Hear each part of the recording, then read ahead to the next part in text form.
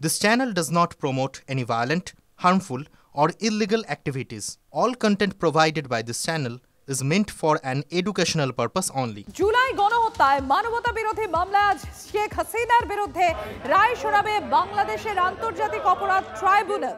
আর তার আগে অগ্নিগর্ভ বাংলাদেশ। আওয়ামী লীগের লকডাউন কর্মসূচির জেরে ভয়াবহ পরিস্থিতি সেখানে। ঢাকা সহ দেশের বিভিন্ন প্রান্তে গাড়ি, বাস, সরকারি প্রতিষ্ঠানের সামনে ধরিয়ে দেওয়া হয়েছে আগুন। সেই ছবি আপনাদের সামনে আমরা তুলে ধরছি। আবারও নতুন করে উত্তপ্ত বাংলাদেশ। বিভিন্ন জায়গায় রংপুর, ঢাকা রেল লাইনে বিক্ষুব্ধ জনতা, মেহেরপুর কুষ্টিয়া মহাসড়ক অবরোধ, একের পর এক গ্রামীণ ব্যাংক সেখানে আগুন। অশান্ত আবারও নতুন করে উত্তপ্ত বাংলাদেশ। ঢাকা, চট্টগ্রাম, মেহেরপুর, রংপুর বিভিন্ন জায়গার ছবি আপনাদের সামনে এই মুহূর্তে আমরা তুলে ধরছি। শরীয়তপুর জেলায় সেখানে মশাল মিছিল, ব্রাহ্মণবাড়িয়া, চট্টগ্রাম, সিলেটে ট্রেন চলাচল বন্ধ, রংপুর ঢাকা রেল লাইনে বিক্ষুব্ধ জনতার অবরোধ। অর্থাৎ রীতিমতো আবারও একেবারে অশান্ত হয়ে উঠেছে বাংলাদেশ। আর আজকে এই ঢাকা আদালত রায় শোনানোর আগে নতুন করে ক্ষোভ চরমে সেখানকার বিক্ষুব্ধ জনতারা। রীতিমধ্যেই তো আওয়ামী লীগের তরফ থেকে হুঁশিয়ারি দেওয়া হয়েছে গোটা বাংলাদেশ স্তব্ধ করে দেওয়ার। বিভিন্ন জায়গার ছবি আপনাদের সামনে তুলে ধরছি। ঢাকা, চট্টগ্রাম, মেহেরপুর, রংপুর বিভিন্ন জায়গার ছবি। শরীয়তপুর, মেহেরপুর, কুষ্টিয়া মহাসড়ক সেখানে অবরোধ। একাধিক জায়গা খুলনা, ঢাকা, চট্টগ্রাম, কুমিল্লা, গোটা বাংলাদেশ আবারও নতুন করে জ্বলছে। বাস, ট্রাক, অ্যাম্বুলেন্সে আগুন। শরীয়তপুর জেলায় রাতভর মশাল মিছিল। ব্রাহ্মণবাড়িয়া, চট্টগ্রাম, সিলেট সেখানে ট্রেন চলাচল বন্ধ। ঢাকা বরিশাল মহাসড়কে সেখানে অবরোধ। ময়মনসিংহে একাধিক জায়গায় আগুন।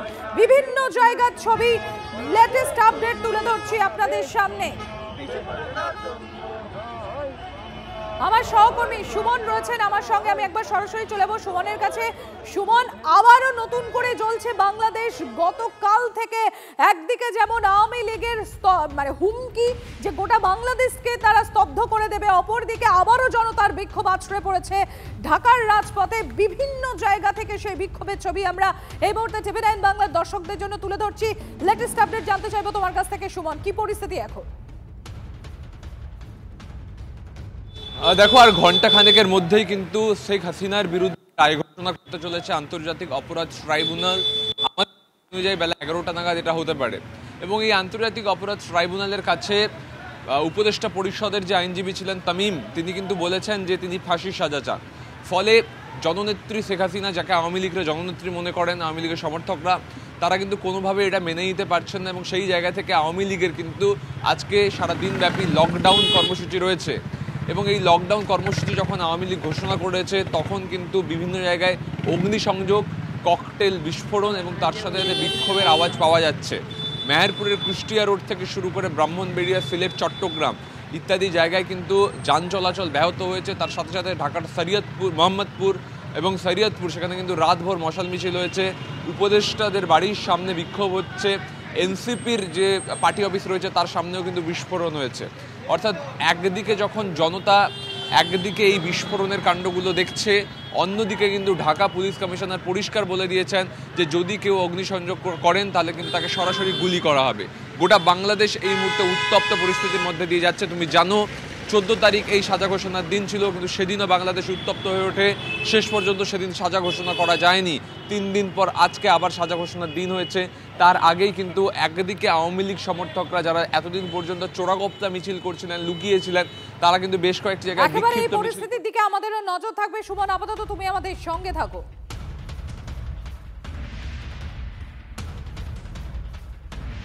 আমরা এই নিয়ে কথা বলেছিলাম বিশিষ্ট সাংবাদিক তরুণ চক্রবর্তীর সঙ্গে, তিনি কি বলছেন শোনাই একবার আপনাদের। ক্ষমতাচ্যুত প্রধানমন্ত্রী শেখ হাসিনা, তিনি আওয়ামী লীগের সভাপতি, তিনি বলেছেন যে লাগাতার আন্দোলন চলবে। এই আন্দোলন যতক্ষণ না মোহাম্মদ ইউনূস ইস্তফা দিয়ে চলে যাচ্ছেন ততক্ষণ সেই আন্দোলন আওয়ামী লীগের সমর্থকরা চালিয়ে যাবে। Bangladesh border guard of Bangladesh, BGB, ওদের যে সীমান্তরক্ষী বাহিনী, তারা 4 জেলায় টহল দিচ্ছে। সব মিলিয়ে যেটা আওয়ামী লীগ বহুদিন ধরে চুপচাপ বসেছিল নীরবে, তারা লুকিয়ে চুরিয়ে থাকছিল, তারা আবার পথে নেমেছে। মজার কথা, এই যে উত্তেজনা রয়েছে, এই উত্তেজনাকে আরো বোধহয় প্রসারিত করতে চায় বর্তমান সরকার। তাই বাংলাদেশ টেলিভিশন শুধু নয়, বিভিন্ন জায়গায় বড় বড় পর্দা লাগিয়ে এই রায় ঘোষণা পর্ব দেখানোর ব্যবস্থা করে দিয়েছে। আগামী ফেব্রুয়ারি মাসে নির্বাচন, তার আগে একটা বড় ধরনের চক্র এই নির্বাচন বানচাল করতে চায় বলে বিএনপি গতকালকেও অভিযোগ করেছে। এই নিয়ে একটা পরিস্থিতি তো সত্যিই খুব উদ্বেগজনক। আর এদিকে যেরকম তথ্য আপনাদের সামনে তুলে ধরছিলাম, আজ সম্পূর্ণ লকডাউনের হুঙ্কার, আওয়ামী লীগের গোটা বাংলাদেশকে স্তব্ধ করার হুঁশিয়ারি দিয়েছে শেখ হাসিনার দল। পাল্টা অশান্তি দেখলে কড়া ব্যবস্থার আবার হুঁশিয়ারি দিয়েছে পুলিশও। আমি আরো একবার চলে যাব সুমনের কাছে। সুমন, ঠিক এই জায়গাটা দেখো, একদিকে আওয়ামী লীগের তরফ থেকে লকডাউনের হুঙ্কার, বাংলাদেশকে স্তব্ধ করে দেওয়ার হুঁশিয়ারি, পাল্টা আবার অশান্তি দেখলে কড়া ব্যবস্থার হুঁশিয়ারি পুলিশের। অর্থাৎ কোথাও একটা এই মুহূর্তে চলছে অগ্নিগর্ভ পরিস্থিতি, তাতে আরো ইন্ধন যোগানোর একটা সম্ভাবনা সেখানে থেকে যাচ্ছে। প্রশাসনিক ব্যবস্থা কি, আওয়ামী লীগ বা তাদের পরবর্তী কর্মসূচি কি ঠিক করেছে? দেখো, মোহাম্মদ ইউনূস যখন চিফ উপদেষ্টা হয়েছেন, প্রধান উপদেষ্টা হয়েছেন, তারপর থেকে কিন্তু আওয়ামী লীগের কার্যক্রম নিষিদ্ধ করা হচ্ছে বাংলাদেশে। এবং সেই জায়গায় দাঁড়িয়ে আওয়ামী লীগ কিন্তু খুব প্রকাশ্যে বড় করে কোনো কর্মসূচি পালন করতে পারছে না। বিভিন্ন জায়গায় গুপ্ত অবস্থায় তারা তাদের সংগঠন চালাচ্ছে এবং বিভিন্ন জায়গায় বিক্ষোভ দেখা যাচ্ছে। ঢাকার যে পুলিশের প্রধান রয়েছেন তিনি পরিষ্কার জানিয়েছেন যে কোথাও যদি অগ্নিসংযোগ বা ককটেল বিস্ফোরণের ঘটনা ঘটে তাহলে কিন্তু তারা সরাসরি গুলি চালাবেন এবং আইনের ব্যাখ্যা দিয়ে কথা বলেছেন। সেই জায়গায় দাঁড়িয়ে আওয়ামী লীগ সমর্থকরা তারা বিভিন্ন জায়গায় যেমন বিক্ষোভ দেখাচ্ছেন, তেমনই কিন্তু একদল উন্মত্ত জনতা তারা কিন্তু রাস্তায় নেমে আসছেন এবং এই ককটেল বিস্ফোরণ, অগ্নিসংযোগের ঘটনা ঘটাচ্ছেন প্রতিবাদ স্বরূপ। সেই জায়গায় দাঁড়িয়ে কিন্তু পরিস্থিতি আরও জোরালো হচ্ছে এবং আর 1 ঘন্টা বাকি সাজা ঘোষণার হতে, তার আগেই কিন্তু গোটা বাংলাদেশ জুড়ে বিক্ষোভের পরিস্থিতি, গোটা বাংলাদেশ জুড়ে অরাজকতার ছবি দেখা যাচ্ছে। সাজা ঘোষণার পর তারপরে কিন্তু পরিস্থিতি আরও বেগতিক হতে পারে বলে আশঙ্কা করছেন আন্তর্জাতিক বিশেষজ্ঞরা। পুলিশ সজাগ রয়েছে, বিজিবি বিভিন্ন জায়গায় পাহারা দিচ্ছে, টহলদারি চালাচ্ছে। তবে বাংলাদেশের পরিস্থিতি কিন্তু আরও একবার উত্তপ্ত পরিস্থিতির দিকে যাচ্ছে। এই মুহূর্তে পরিস্থিতি অগ্নিগর্ভ বলাই চলে সম্প্রতি। সুমন, তুমি একটু সঙ্গে থাকো। আপনাদের জানাই সুমন, ঠিক যে তথ্যগুলো এই মুহূর্তে তুলে ধরছিল যে পুলিশের উপর ককটেল হামলা বা গাড়িতে অগ্নিসংযোগে যদি ঘটনা দেখা যায় তাহলে গুলি চালানোর নির্দেশও দেওয়া হয়েছে। কারণ ইতিমধ্যে সেই ছবি আপনাদের সামনে আমরা তুলে ধরছি। ঢাকা, খুলনা, কুমিল্লা, চট্টগ্রাম, ময়মনসিংহ, একের পর এক জায়গায় সেখানে সরকারি ভবন, ব্যাংক বা কোনো আর্থিক প্রতিষ্ঠানে সেখানে ইতিমধ্যে বিভিন্ন যে গ্রামীণ ব্যাংক রয়েছে সেখানেও অগ্নিসংযোগ করা হয়েছে। এর পাশাপাশি প্রশাসনের তরফ থেকেও নির্দেশ দেওয়া হয়েছে। পুলিশ কমিশনার যিনি রয়েছেন তিনি নির্দেশ দিয়েছেন যে এই ধরনের ঘটনার যদি পুনরাবৃত্তি হয়, মানে সরকারি ভবন, ব্যাংক বা কোনো আর্থিক প্রতিষ্ঠানে হামলা বা অগ্নিসংযোগের যদি আবারও চেষ্টা হয় তাহলে তা প্রতিহত করতে গুলি চালানোর নির্দেশ দেওয়া হয়েছে। ঢাকার একাধিক পুলিশ কর্তা তারা এরকম জানাচ্ছেন এবং ইতিমধ্যে বাংলাদেশের বিভিন্ন প্রান্তে আওয়ামী লীগের কর্মী সমর্থকদেরও ধরপাকড় শুরু হয়ে গিয়েছে। আমরা এই জায়গাটা নিয়ে আমি আরো একবার আসবো সুমনের কাছে। সুমন, ঠিক এই জায়গাটা, এই যে পরিস্থিতি সামাল দেওয়ার জন্য প্রশাসনের এই যে একাধিক পদক্ষেপ, একদিকে পরিস্থিতি সামলানোর জন্য গুলি চালানোর যেমন নির্দেশ দেওয়া রয়েছে পুলিশ কমিশনারের তরফ থেকে, অপরদিকে ইতিমধ্যে আওয়ামী লীগের কর্মী সমর্থকদের ধরপাকড়ও শুরু হয়ে গিয়েছে গতকাল থেকে। এই জায়গায় স্ট্র্যাটেজির দিক থেকে আওয়ামী লীগেরই বা কি স্ট্র্যাটেজি রয়েছে, পুলিশ প্রশাসনের কি স্ট্র্যাটেজি রয়েছে? কারণ সুমন, আমরা জানি যে আর কিছুক্ষণের মধ্যে এই যে মামলার রায়দান তার কিন্তু লাইভ টেলিকাস্ট, সরাসরি সম্প্রচারও হবে। লাইভ টেলিকাস্ট শুধুমাত্র বাংলাদেশের টিভি চ্যানেলগুলো দেখানো হবে তা নয়, পাড়ার মোড়ে মোড়ে বড় বড় স্ক্রিন লাগানো হয়েছে, সেখানে এয়ার করা হবে এই ক্ষমতাচ্যুত প্রধানমন্ত্রী শেখ হাসিনাকে কি সাজা দিচ্ছে আন্তর্জাতিক অপরাধ ট্রাইব্যুনাল। তোমাকে একটা কথা বলে রাখি, বাংলাদেশে কিন্তু আগামী ফেব্রুয়ারি মাসে নির্বাচন হবার কথা এবং সেই নির্বাচনের আগে শেখ হাসিনার সাজা ঘোষণা কিন্তু একটা গুরুত্বপূর্ণ ইভেন্ট। পলিটিক্যাল ডিভিডেন্ড পাবে বেশ কয়েকটা দল, সেই ডিভিডেন্ড কিন্তু লুটে নিতে চাইছে বেশ কয়েকটা দল। তুমি জানো যে আওয়ামী লীগ তাদের এই কর্মসূচি ঘোষণা করার পর জামাতে ইসলামী তার প্রধান বলেছেন যে আমরা থাকবো রাস্তায় আওয়ামী লীগকে আটকাতে। অর্থাৎ কোথাও কিন্তু সরাসরি রাজনৈতিক স্বার্থ দেখার চেষ্টা চলছে বাংলাদেশে এই সাজাকে কেন্দ্র করে।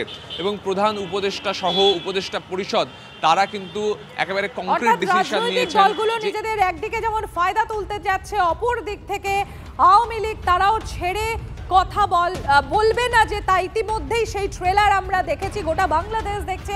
সুমন, তুমি সঙ্গে থাকো। আমরা বাংলাদেশের বর্তমান পরিস্থিতি নিয়ে আমরা কথা বলেছিলাম আন্তর্জাতিক সম্পর্ক বিশেষজ্ঞ অনিক চ্যাটার্জির সঙ্গে, তিনি কি বলছেন শোনাই আপনাদের। নির্বাচন তো ইনক্লুসিভ নির্বাচন হবে না এখন অব্দি, যা মনে হচ্ছে সমস্ত দলকে সেখানে অংশগ্রহণ করতে দেওয়া হবে না এখন অব্দি যা পরিস্থিতি। এবং কোনোভাবে যদি নির্বাচনটাকে ভেস্তে দেওয়া যায় তাহলে বর্তমান যে অন্তর্বর্তী সরকার তার মেয়াদ দীর্ঘায়িত হতে পারে। ফলে এই সন্দেহ কিন্তু অমূলক নয়, নির্বাচনকে বানচাল করারও এটা একটা কৌশল হতে পারে। ঠিক আগে আপনাদের যে তথ্য আমরা তুলে ধরছিলাম, জুলাই গণ অভ্যুত্থান, সেই গণ অভ্যুত্থানে মানবতা বিরোধী অপরাধের মামলায় ক্ষমতাচ্যুত শেখ হাসিনা সহ 3 আসামির বিরুদ্ধে আজ রায় ঘোষণা করবে ঢাকার আদালত। আজ ওই মামলার রায় সরাসরি সম্প্রচার করা হবে বাংলাদেশের আন্তর্জাতিক অপরাধ ট্রাইব্যুনালের এজলাস থেকে। মানবতা বিরোধী অপরাধের মামলায় হাসিনা ছাড়াও অভিযুক্তের তালিকায় রয়েছেন বাংলাদেশের প্রাক্তন স্বরাষ্ট্রমন্ত্রী আসাদুজ্জামান খান এবং বাংলাদেশ পুলিশের প্রাক্তন আইজি চৌধুরী আব্দুল্লাহ আল আমুন। আন্তর্জাতিক অপরাধ ট্রাইব্যুনালের বিচারপতি মোহাম্মদ গোলাম মুর্তাজার নেতৃত্বে 3 বিচারপতির বেঞ্চ এই মামলার রায় জানাবে। আর এই মামলার শুনানি পর্বে শেষে ক্লোজিং স্টেটমেন্টে শেখ হাসিনা এবং প্রাক্তন স্বরাষ্ট্রমন্ত্রীর মৃত্যুদণ্ডের দাবি জানান বাংলাদেশের অ্যাটর্নি জেনারেল মোহাম্মদ আসাদুজ্জামান। অন্যদিকে 3 অভিযুক্ত যারা, সেই 3 অভিযুক্তেরই আইনজীবী তাদের নির্দোষ বলে দাবি করে বেকসুর খালাসের আর্জি জানিয়েছে। ফলে আজ আদালত হাসিনাকে নিয়ে ঠিক কি রায় দেয় সেদিকে নজর রয়েছে সব মহলেরই, এমনকি আন্তর্জাতিক মহলেরও।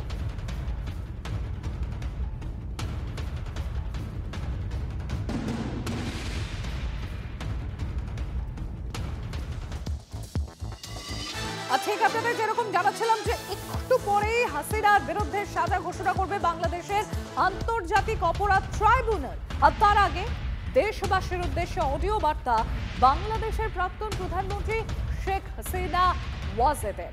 ইউনূসের পতন না হওয়া পর্যন্ত আন্দোলন বজায় রাখার আহ্বান হাসিনা। বাংলাদেশের জনগণের জয় হবে বলেও আশাবাদী প্রাক্তন প্রধানমন্ত্রী। ইউনূসের পতন না হওয়া পর্যন্ত এই আন্দোলন অব্যাহত রাখার জন্য আমি আহ্বান জানাচ্ছি। বাংলার জনগণ আমাদের সাথে আছে, ইনশাল্লাহ জয় বাংলাদেশের জনগণের হবেই। আমি আছি বাংলাদেশের জনগণের সাথে। আর এবার আপনাদের সামনে আরো একটা ব্রেকিং নিউজ বা তথ্য তুলে ধরি। এই যে দিল্লিতে বিস্ফোরণ, সেই দিল্লি বিস্ফোরণ নিয়ে যখন তদন্ত চলছে, একের পর এক চাঞ্চল্যকর তথ্য উঠে আসছে গোয়েন্দাদের হাতে। আর যাতে আবারও একবার প্রকাশ হচ্ছে পাকিস্তান এবং বাংলাদেশ চোখ।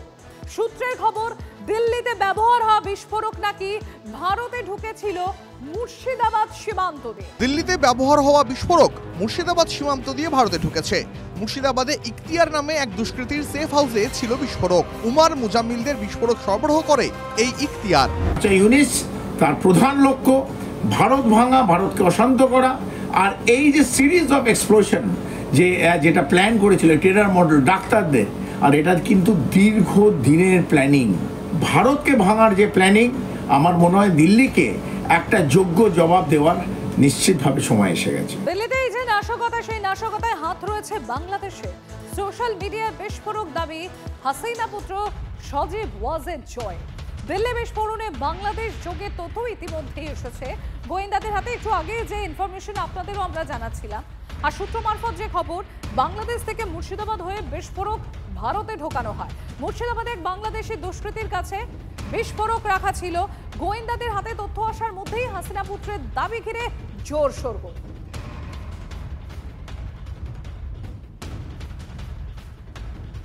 দিল্লিতে নাশকতায় হাত রয়েছে বাংলাদেশের। সোশ্যাল মিডিয়া বিস্ফোরক দাবি হাসিনা পুত্র সজীব ওয়াজেদ জয়।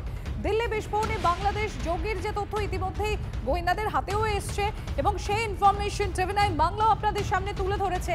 এখন যে খবর পাওয়া যাচ্ছে যে বাংলাদেশ থেকে মুর্শিদাবাদ হয়ে ভারতে বিস্ফোরক ঢোকানো হয়। একটু আগেই যে ছবি এবং যে তথ্য আপনাদের সামনে আমরা তুলে ধরছিলাম যে ঠিক কোন রুটে ভারতে অর্থাৎ এই দেশে বিস্ফোরক ঢোকানো হয়। তবে এই যে বিস্ফোরক এসেছিল সেটা নাকি বাংলাদেশ থেকেই এসেছিল।